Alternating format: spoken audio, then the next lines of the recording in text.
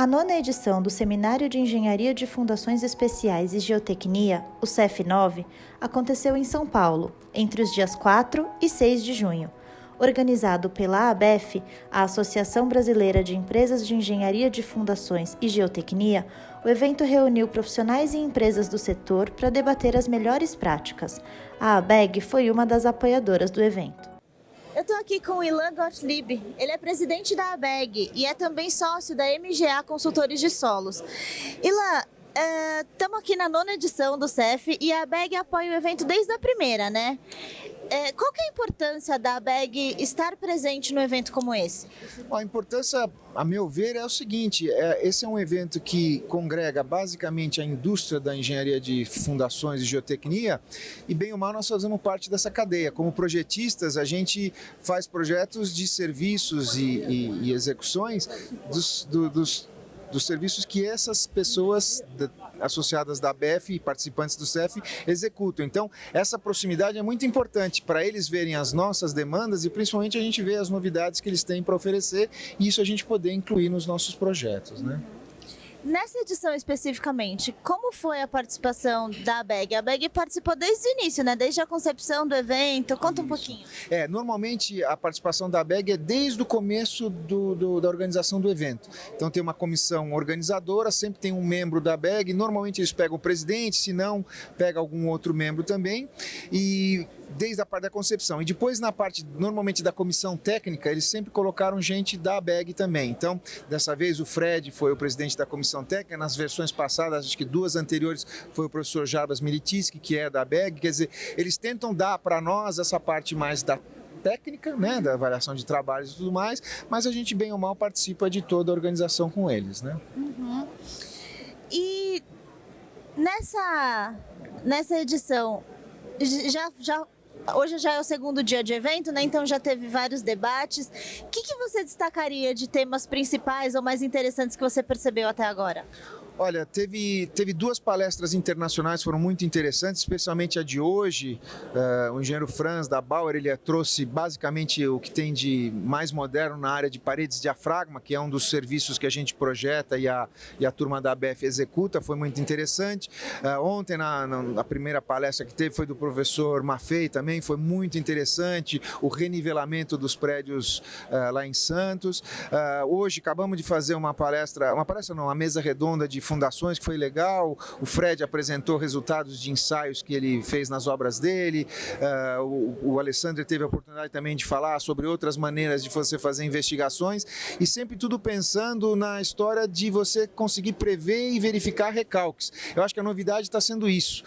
A gente tinha como hábito o cálculo das fundações pensando sempre em ruptura e hoje nós estamos começando a pensar de uma forma um pouco diferente, que é justamente nas deformações, nos chamados recalques. Então, o que eu senti aqui nesse CEF é que a gente está caminhando, pelo menos na área técnica, estamos caminhando mais nesse sentido, que eu acho que é um avanço, né? Uhum. E falando sobre essa mesa redonda que acabou de acontecer, que você participou, você destacou bastante a importância das investigações, né? O que a gente tira como lição dessa mesa redonda? Olha, é um pouco do que eu falei, né, numa parte da minha apresentação, quer dizer, é um problema, eu especificamente falei de um tipo de ensaio, que é um problema recorrente, que há anos a gente ouve os outros colegas nossos reclamando dessa problemática da qualidade desses ensaios.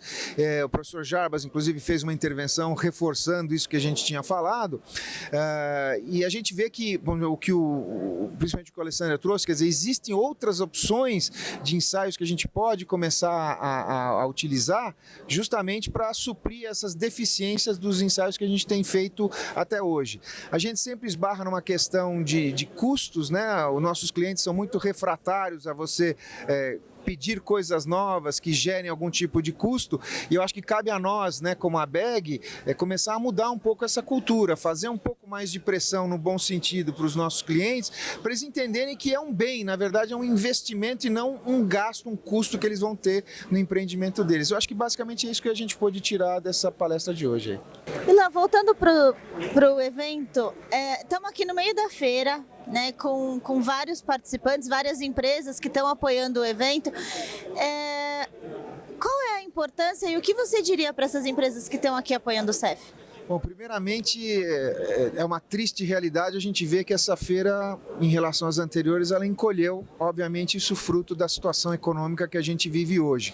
Então, o que eu acho que a gente tem que fazer é enaltecer essas empresas que tiveram coragem de investir num momento tão difícil, né, provavelmente até com sacrifício, muitas delas, mas estão aqui presentes, prestigiando, porque sabem que um evento como esse, ele na verdade é um fomentador de novidades e às vezes até abertura de probabilidades e possibilidades de negócios. Então é bacana ver que, apesar de tudo, essas pessoas foram corajosas e estão investindo aqui. A gente só tem a agradecer a eles, é por causa deles que esses eventos eles acabam acontecendo, né?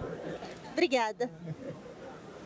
Um dos pontos altos do CEF9 foi a qualidade das discussões técnicas, que tiveram como foco a prática da engenharia de fundações. Frederico Falcone, bem-vindo.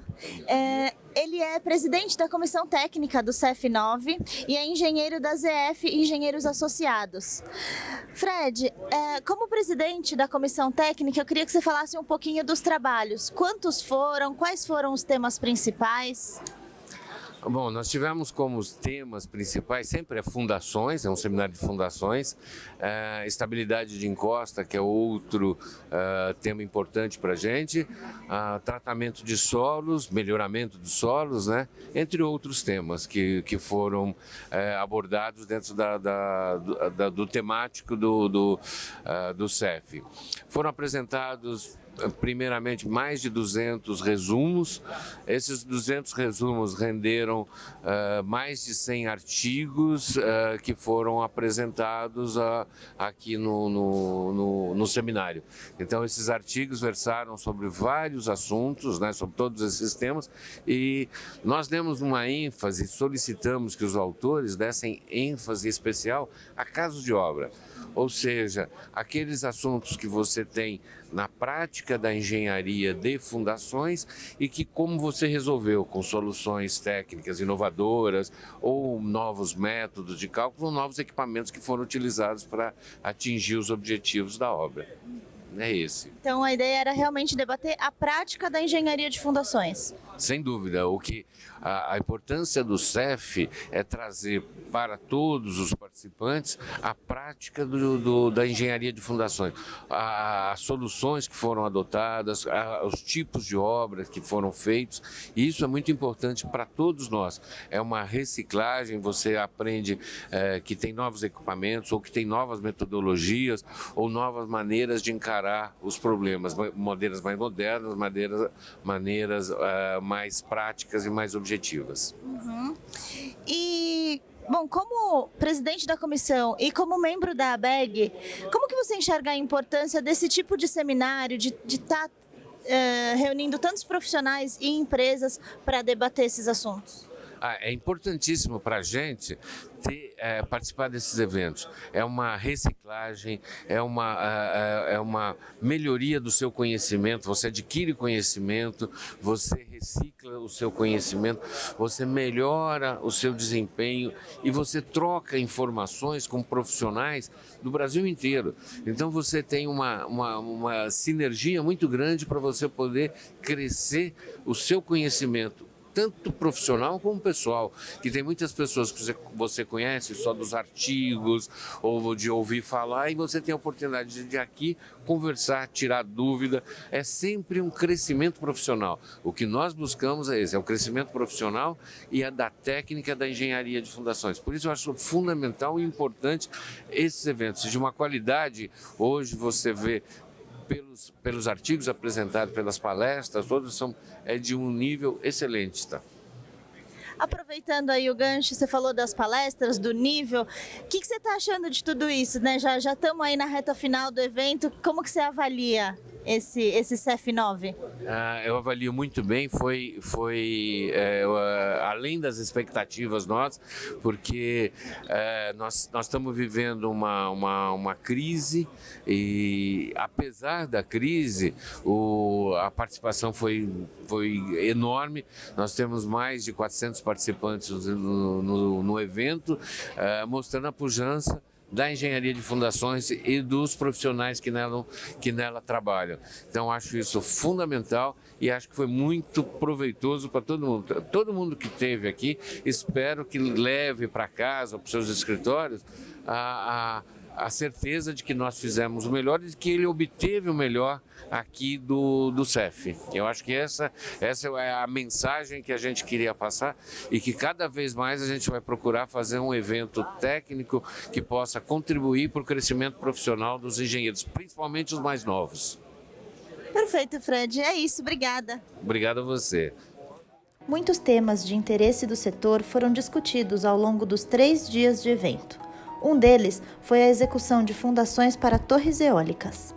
Olá, estamos aqui no CEF 9 em São Paulo e aqui ao meu lado está o Jarbas Milititsky.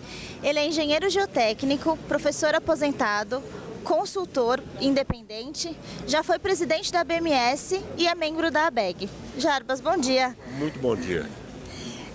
Para a gente começar, você vai fazer uma palestra sobre fundações para torres eólicas, né? Exatamente, será amanhã de manhã.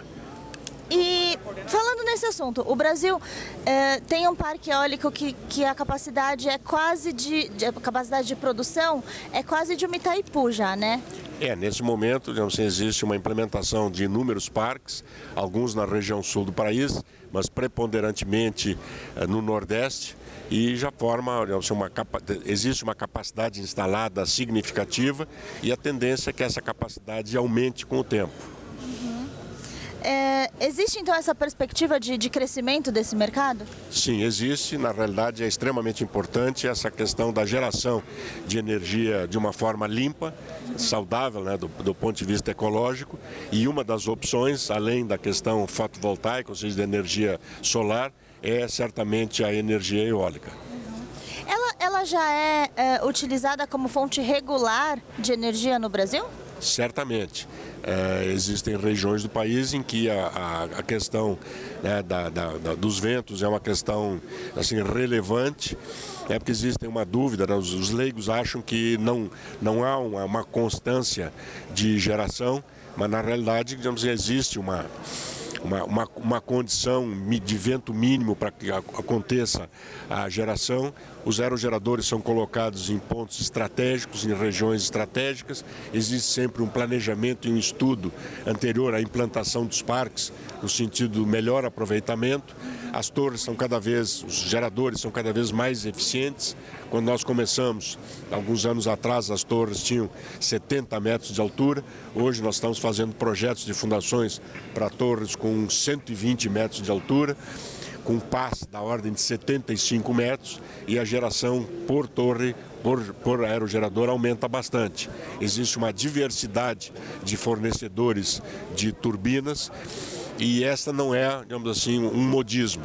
Quer dizer, a aerogeração é algo que veio para ficar e certamente é uma tendência mundial de incremento do uso da energia eólica como fonte de geração limpa de energia. Você comentou da altura, né, da torre. Isso influencia na capacidade de geração? Exato, influencia nos ventos preponderantes, no tamanho da pá, né, e na capacidade de geração da turbina. Na Europa e em outros lugares, existe uma limitação muito grande de instalação de torres no território. Então as torres são instaladas offshore, ou seja, no mar.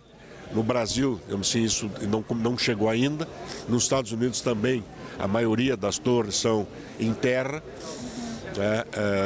Mas certamente, digamos assim, no futuro breve nós teremos também a chegada de torres, né, de plantas offshore, e aí, digamos, a dificuldade tecnológica é bastante mais complicada, mais complexo. Você comentou também que existe a perspectiva, né, de que esse mercado cresça no Brasil. O que o Brasil precisa para isso? Bom, na realidade, para isso, o Brasil precisa do que precisa para todas as outras coisas relacionadas com a infraestrutura. Precisa de um planejamento adequado. Quer dizer, infelizmente, se no passado aconteceram parques eólicos que foram terminados na região Nordeste, por exemplo, em que os parques não tinham ligação com a rede. Ou seja, linhas de transmissão não eram presentes e os parques esperaram meses e até anos para que fosse feita a ligação. Quer dizer, existe É histórico isso, né? A falta de planejamento de infraestrutura. O pessoal todo fala que o Brasil precisa crescer 3,5% ao ano. Se o Brasil crescesse 3,5% ao ano, em 2 ou 3 anos nós não teríamos energia suficiente. Mesmo porque a geração de energia é algo que, entre a decisão de gerar energia, seja qual for a forma, e a efetiva geração, o prazo é um prazo bastante longo. No caso dos aerogeradores, 4 anos é um prazo médio. Se for a energia, se for a hidrelétrica, nós vamos demorar no Brasil 15 anos entre a decisão de fazer uma barragem que vai fazer geração de energia e a barragem efetivamente entrar em operação. E falando sobre a fundação para essas torres eólicas, quais são as peculiaridades desse tipo de fundação? Bem, na realidade, digamos assim, a maior peculiaridade ou aspecto que diferencia completamente das demais fundações é que quando se fazem construções em centros urbanos, existe todo um histórico de outras obras já feitas e uma experiência adquirida. Os parques eólicos, em geral, se situam em regiões em que não existe nenhuma construção prévia. Então, a caracterização de comportamento do material, a identificação de solos problemáticos, caracterização digamos assim, de comportamento das fundações precisa ser muito cuidadosa, né, porque sempre o parque de aerogeradores vai ser a primeira obra a ser executada naquele lugar. Na minha apresentação, eu mostro a localização dos parques, né, com o nome dos municípios, e nenhum daqueles municípios é conhecido por ser um município com grande desenvolvimento de construção. Alguns deles são zonas próximas à praia, mas, digamos assim, o maior desafio do ponto de vista assim, inicial é de caracterização das propriedades. Segundo, uma torre com 100 metros ou 120 metros de altura, com uma turbina no topo, ela tem requisitos de rigidez. Ou seja, essa torre não pode ter um deslocamento muito grande. Então, as cargas nas fundações são as cargas que normalmente são verificadas, compressão, tração, esforços horizontais, mas existe um aspecto de rigidez. Ou seja, para calcular quanto é que a torre vai deformar, é importante conhecer ter os valores para colocar nos modelos de cálculo, os valores de rigidez, ou seja, aplicada a carga vertical, qual é a rigidez vertical das fundações, qual é a rigidez horizontal e qual é a rigidez da tração, para que isso seja colocado nos modelos de cálculo, para que o projetista da estrutura possa verificar se a deformação em operação com ventos ela não vai prejudicar a geração de energia. Normalmente as torres têm dispositivos que, à medida que existe qualquer tipo ou de excesso de vento ou de deformação, é desligada a turbina. Então, assim, os aspectos relevantes são esses, é caracterizar as propriedades, descobrir que se não é uma zona problemática e depois fazer os cálculos adequados. E um outro aspecto relevante é que praticamente todos os projetos de torres de aerogeradores têm revisão de projeto. Ou seja, existe um projeto, mas face aos valores envolvidos na implantação de um parque, esse projeto é revisado. Então, assim, a questão da veracidade das variáveis e a adequação do projeto é importante, e depois também, do ponto de vista de seguro, é extremamente importante a questão da rastreabilidade das fundações, ou seja, ter uma garantia de que aquilo que foi projetado, foi executado, foi testado e tem uma qualidade assegurada, coisa que, infelizmente, em obras de natureza diferente, não são feitas. E, bom, o Brasil já tem muitas torres eólicas. E você falou da alteração de tecnologia, caso isso passe a ser offshore. O Brasil já teria essa tecnologia, esse conhecimento? Não, no momento, digamos, a única instituição, a única entidade que tem conhecimento de obras offshore é a Petrobras. Mas aí são estruturas de natureza completamente diferente. Quer dizer, nós não temos no Brasil, entre os projetistas, a experiência, né, para torres offshore. Isso vai ter que ser algo que vai ter que ser algo a ser implementado ou ser... Hoje, se perguntar, existe algum escritório, algum projetista, né, que tem experiência nisso? Não, ninguém tem. Sempre vai haver uma primeira obra, primeiro desafio, mas assim como nas torres de aerogeradores, que nós também não tínhamos experiência, hoje existem vários profissionais com capacidade de resolver adequadamente os projetos e empresas executantes que executem em condições de segurança e de eficiência. E, bom, a Milititsky Consultoria, que é associada à ABEG, trabalha também com essas fundações de torres eólicas, mas não é só com isso, né? Bom, na realidade, dependendo do desenvolvimento ou das atividades, né, de construção de infraestrutura no país, nos períodos de pouco desenvolvimento, nós trabalhamos com patologias, com recuperação de fundações, com reforços de prédios históricos, quando as coisas andam um pouco melhor, em obras industriais, obras de infraestrutura, pontes, grandes estruturas, e dentro da construção civil, normalmente nós somos associados a obras de um certo porte e trabalhamos bastante na área de grandes escavações em perímetro urbano. Aliás, eu tenho uma publicação que trata disso, que é fruto da nossa experiência nesse enorme desafio que cada vez mais as edificações do perímetro urbano necessitam grandes escavações. Então são desafios de natureza e de responsabilidade diferenciada, mas felizmente para resistir às crises do país, às crises econômicas, a diversificação da nossa atuação é que nos garantiu, digamos assim, a sobrevivência saudável nesses períodos de crise.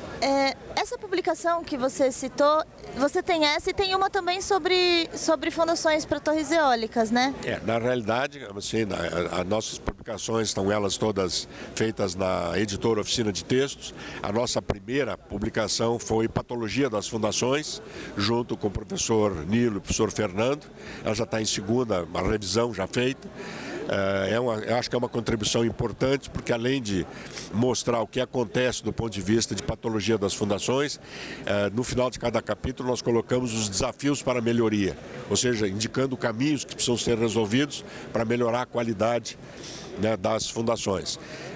E com relação à nossa última publicação é fundações de torres, aerogeradores, linhas de transmissão e torres de telecomunicações, pelas características diferenciadas que essas fundações têm com relação às outras fundações. Essas 3 publicações podem ser encontradas no site da Oficina de Textos. Maravilha, muito obrigada. O CEF9 reuniu e uniu a comunidade técnica. Profissionais e empresas buscam juntos se fortalecer e se preparar para o momento da retomada do crescimento do país. Olá, eu estou aqui com Gilberto Manzali. Ele é presidente da ABEF e é sócio proprietário da Sondossolo Geotecnia e Engenharia de Campinas. Manzali, primeiro, parabéns pelo evento. O CEF9 está acontecendo, já estamos na reta final, né? Para começar, vamos falar um pouco dos números do evento? Quantos participantes tivemos, os patrocinadores? Bom dia a todos, agradeço pela oportunidade de falar sobre o evento. Nós tivemos 1.500 participantes, tivemos 49 palestrantes e 36 expositores. Esse foi o total que nós tivemos na feira, principalmente numa fase de crise que nos surpreendeu e estamos muito satisfeitos com o desenrolar do seminário. Uhum. Em relação à parte técnica, as palestras, o que você está achando?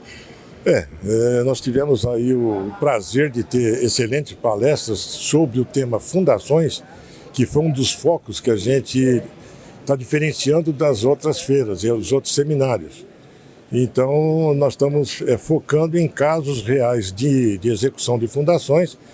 Eu tenho que deixar bem registrado aqui que a primeira palestra, no primeiro dia, proferida pelo professor Maffei, a respeito da recuperação do edifício Malzone em Santos, isso que a gente espera de casos que ocorreram e que são executados e que isso seja transferido para todo o meio técnico e profissional. Uhum. E, bom, quais foram os principais desafios para organizar um evento desse no momento de crise, né, como você acabou de falar?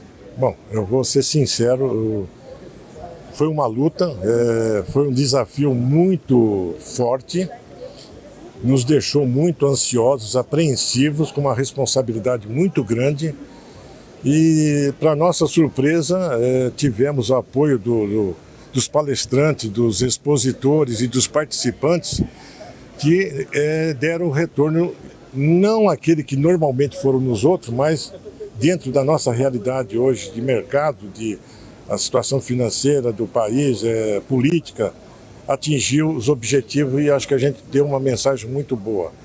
O evento em si, aqui nós estamos representados pelas firmas de maior expertise, os melhores fabricantes de máquina, e os expositores foi, para nossa surpresa também, muito salutar, com muitas informações e com inovações no caso de palestras do workshop, totalmente diferenciado nessa feira nossa, nesse seminário, que todo mundo achou muito gratificante da maneira que ele foi exposto. Estamos já na 9ª edição, né, do CEF. 9ª edição. Qual é a importância de um evento como esse para o mercado de fundações, de debater tudo isso? Veja bem, antes de tudo, a minha preocupação é aquilo que eu falo, vou para o 3º ano da ABEF como presidente, e a gente colocou um pensamento diferenciado do que se fazia antes. O objetivo da ABEF, nesses eventos e em qualquer tipo de participação dela, não é tanto pela parte financeira, é sim pelas divulgações do meio técnico, das palestras, de novos serviços, de novos equipamentos. E, então foi num momento de crise, difícil, mas no final ela conseguiu mandar o recado que a gente queria. E até para levantar o astral das empresas executoras de fundação, que está havendo um clima muito propício. Nós estamos vivendo aí um período, eu tenho acompanhado muito a parte política, e eu acho que nós estamos passando uma fase de transição e quero crer que em julho agora, nós do mercado de fundações devemos recuperar nesses 5, 6 anos que foi desastroso. Infelizmente, as firmas de fundação, tanto da grande como a média e pequena, algumas fechando, algumas passando dificuldades gritantes.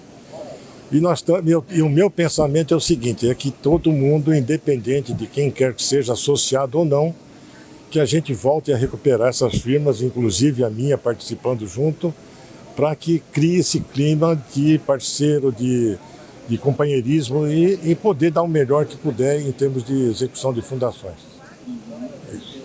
Para a gente finalizar, você disse, né, é um momento difícil, então as pessoas que estão aqui realmente fizeram um esforço para estar aqui. E o que você diria para os participantes e para os patrocinadores do CEF 9?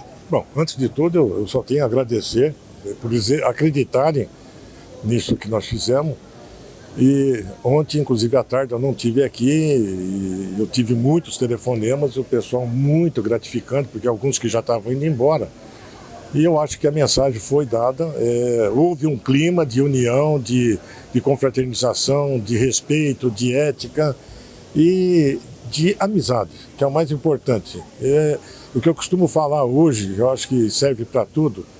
Nós, antes de tudo, nós precisamos ter ética, nós temos que ser profissionais e respeito pelo nosso cliente, o nosso tomador do nosso serviço e o nosso companheiro de execução. Eu acho que o seminário ele conseguiu atingir o objetivo que nós tínhamos, que era essa união, um clima bom, está todo mundo contente, falando sobre expectativas de mercado satisfatórias, não tem um clima negativo. Então, acho que nós já estamos passando uma fase muito difícil. E tenho que deixar registrado aqui que nós, infelizmente, hoje dependemos exclusivamente da política do Brasil. Nós vamos passar e agradeço a todos pela oportunidade. Muito obrigada, Manzali. Obrigado. Bom dia a todos.